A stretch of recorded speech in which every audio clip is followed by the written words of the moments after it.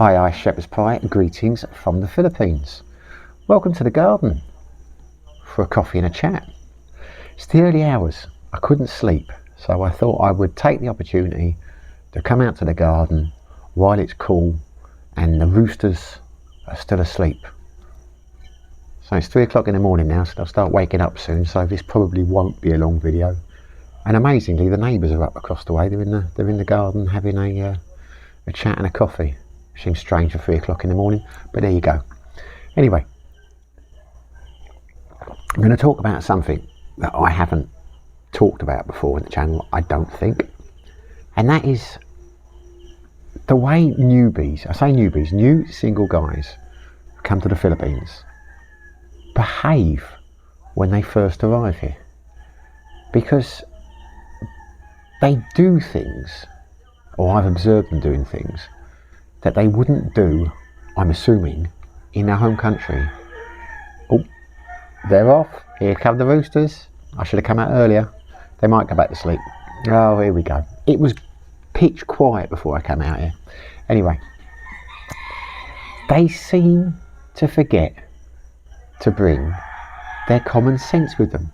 They forget to pack it. Now, most of them come here looking for women.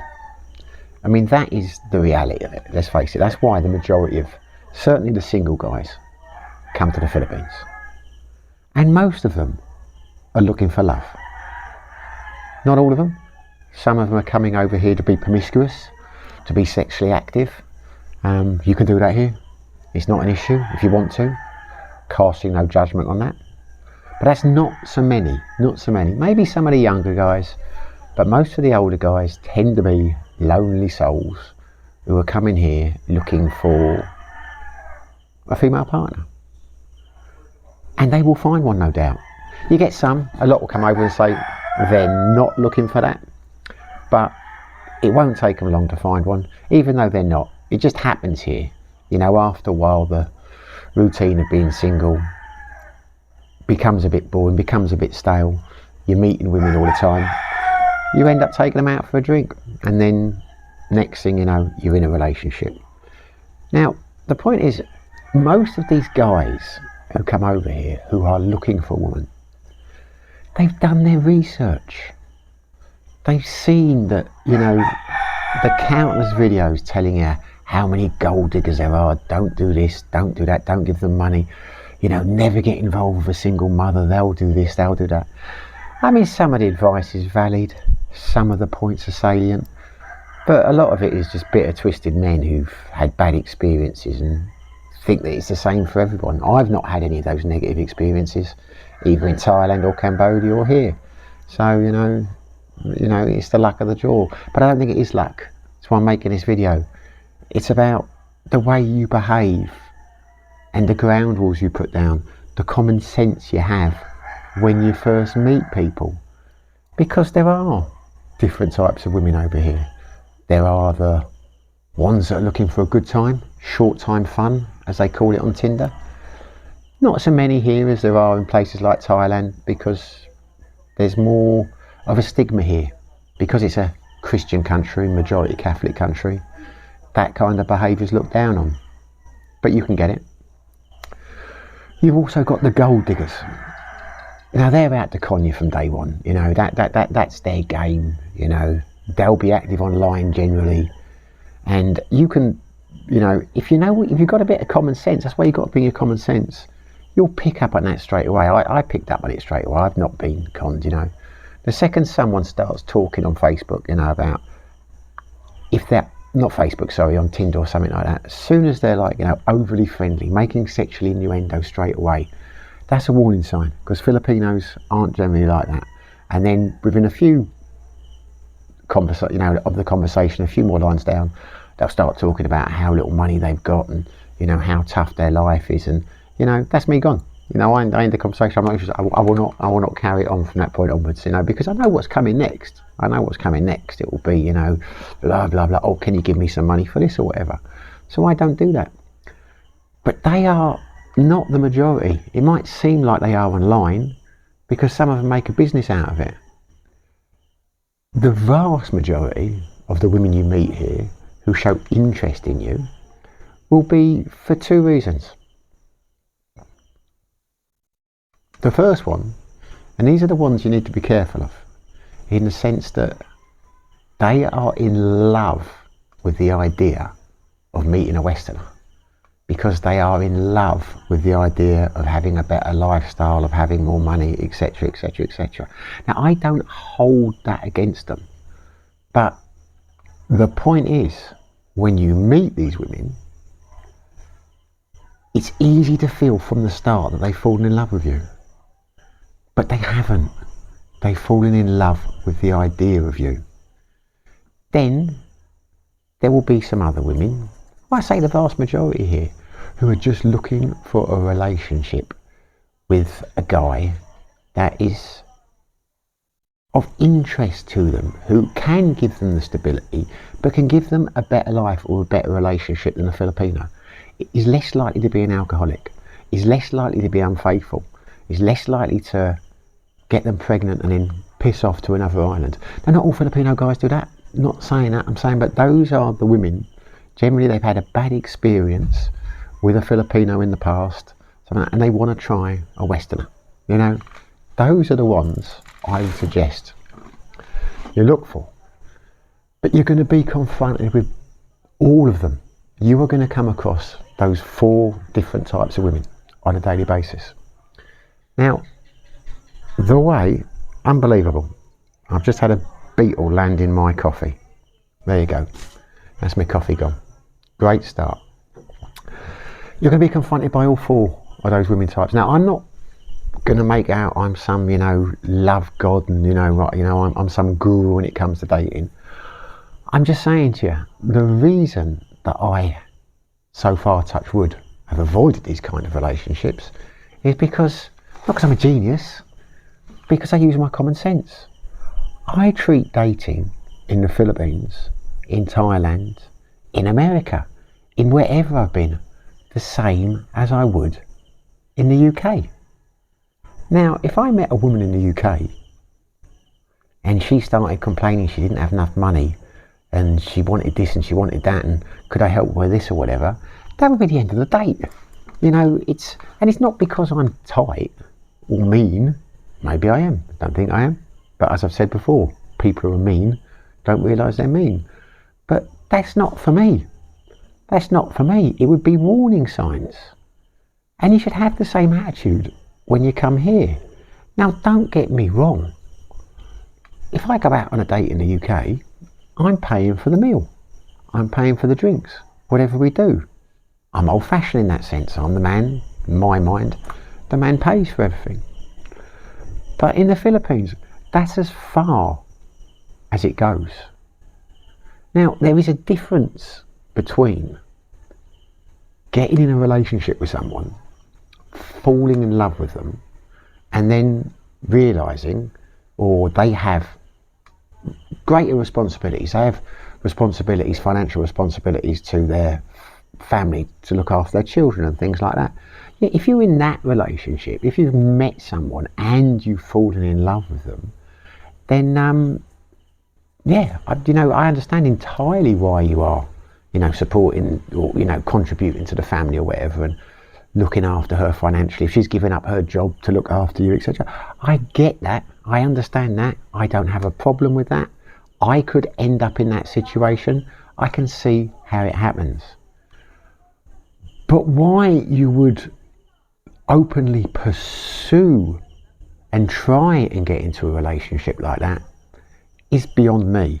And this is why I'm making this video, because I've spoken to a couple of guys I've met over the last few weeks, and they've just arrived and they started dating, and they're meeting women, and you get talking to them, and they've been out for a meal here or whatever, and then they'll say, and they gave her some money for this and some money for that, or on the other day she's gone away, so I've given her some money for a couple of days and things. And you think, what the hell are you doing?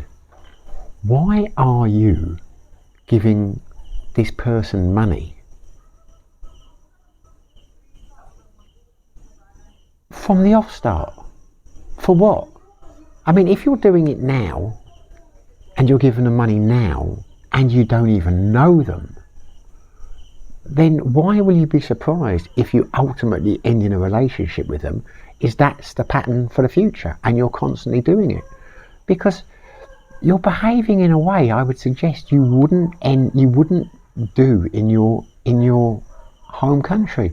I've lost track of the number of guys who've said to me, some have been here for a while, you know, they've got a girl coming down, they've met online and they sent her coach money, and then she's come down for a couple of days and they gave her some money to go back.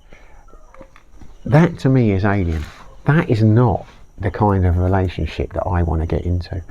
And I would suggest it's not a good basis for a relationship to start. And if you took a step back, most of these people, and they looked at it from the outside, they would probably say the same thing. And I don't want to come over as I'm all superior here and I'm some kind of expert. I'm just saying, you know, I don't understand why people do that from the start. Because let's face it, you will find women here in the Philippines who are not financially motivated, who have nothing but the best intentions and don't have the baggage that some others do, which will lead you into a situation where you are forever paying out because you are supporting them through their financial troubles. But as I say, if you love the person, I get it.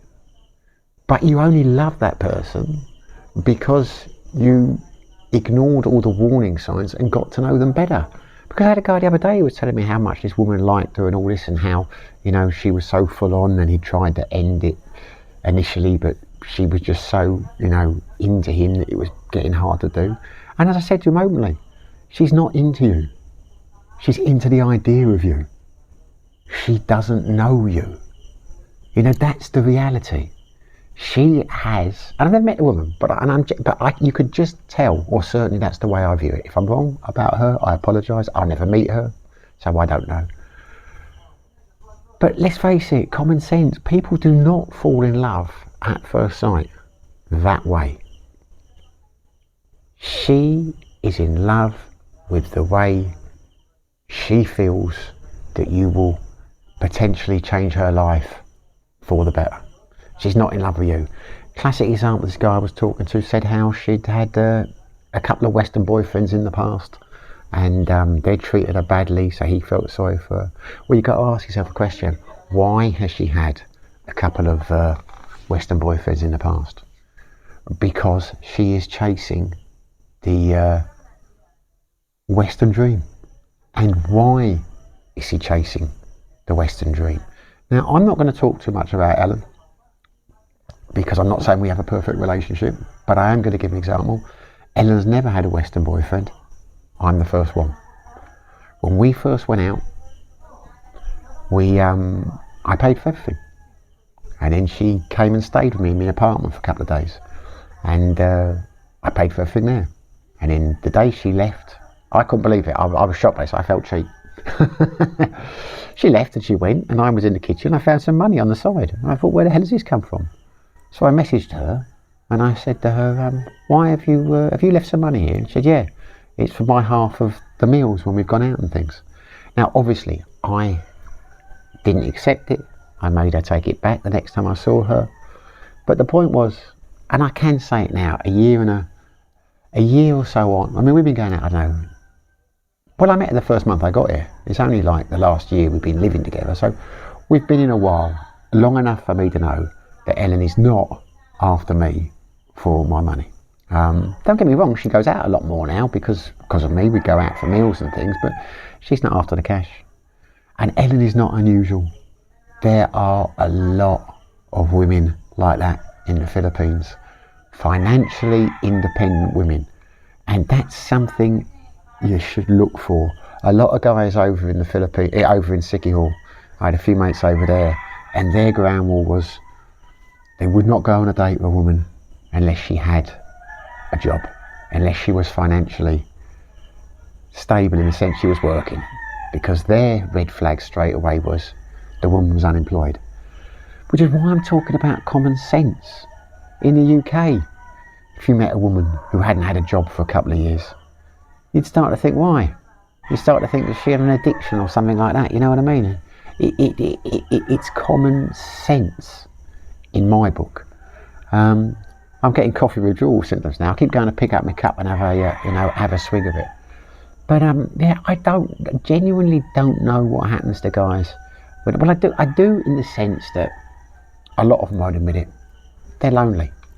They have had trouble getting relationships in their home country for various reasons. And it is getting harder in the West for a lot of people, you know. That's why they come here.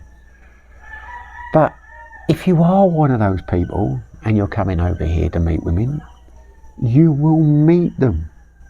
You will meet them. It's guaranteed you'll meet them. But just take it slowly. You can't afford, terrible thing to say, but you can pick and choose over here. Don't rush into things. Think, what would you do in your home country? And the reality is, in most Western countries, I mean the majority of the people who will be watching this video are Westerners, what happens? You get to know a person. You get to go out on dates with them. You generally date for a long period of time, I don't know, 6 months, a year or whatever. Then you think about moving in together. And you do move in together. And that is generally the first real test that you get. A lot of relationships only last the first couple of months because you don't really know each other until you have been together for a period of time. Before you've lived together and you've been exposed to each other's annoying habits. Then you probably live together for a few years. Then, if things are working out, you get married. I mean, that is generally how it works in the UK. And I think that's generally how it works in most Western countries. But over here, you see guys, they meet women. Within the first couple of dates, they're giving money. And the point I'm making is, it's unsolicited money. It's money for, you know, just, oh, here, have this, have some of this. You know, they're not asking for it. I say if they're asking for it, you know, they're gold diggers. But guys will just say, you know, oh, she came, I gave her some money for this, gave her some money for that. Fine, if you want to do that, you do that. But I'm asking you, if you step back and look, why have you done that? Why do you go out to the most expensive restaurants and flash your cash and hand money out? Why are you surprised a couple of months down the line when they're asking for money to help a family member with this or that? Because in their view, as I think, if I went out with a woman and she was like insisting on paying for a thing, I mean, I probably wouldn't let her, my pride would get in the way, but she's flashing cash for this, you're bound to get the impression that this person has so much money that nothing matters to them. So why would they not give you some money for this or some money for that? And there will be some people over here who it doesn't matter for. You know, it doesn't matter. If you want a relationship which is basically based on cash, then fine. Ignore everything I'm saying. But that's not a relationship I want. I would like a relationship based on love. Here they all go now. It's, yeah. We'll finish up soon because it's getting close to rooster time. But it is quiet during the night. Up until about 3:30, it is quiet. So yeah, people over here, guys, they'll come over. They generally go out on dates. And within the first couple of dates, they're offering money which hasn't been asked for. A couple of weeks after that, the Filipino wants to move in with them. You'll meet them in the bar saying, I don't know why she wants to move in with me so quickly. You know, not sure what that's about. And I'll sit, I won't say anything, you don't say anything to these people. You know, you think, well, it's because, of course she does. Because you've been flashing the cash and she thinks you're the answer to her dreams. And inevitably, they move in. And just like that, they're in a relationship. And a relationship that will be very hard to break. Very difficult to, it can get very nasty if you try and end that relationship. Once you've slept together and she's moved in, you can do it. Some people don't care. Some guys are bulletproof. They'll just say, pack your bags and go. But a lot of guys don't do that. And it ends up being their long-term relationship. A lot of them make plans to get married. Amazing how many people you'll meet over here who got married in the first 4 or 5 months. Which is why I talk about common sense. Because would you do that in your home country? Okay, you found the woman. You believe she's the love of your life. But you will never know if you'd hung on a few more months and done your due diligence and gone out on a few dates, whether you'd have found a better match. You know, there is no rush over here. If you're going to come here, take your time. Ease into things slowly. Go out on a lot of dates. Don't flash the cash. You know, I'm not saying don't pay for things. I'm not saying to be tight. You know, if you've been out on a date for a few weeks and, you know, the girlfriend turns around to you and says, if it happened to me, said, oh, I need 3,000 pesos, I'd probably give it to them.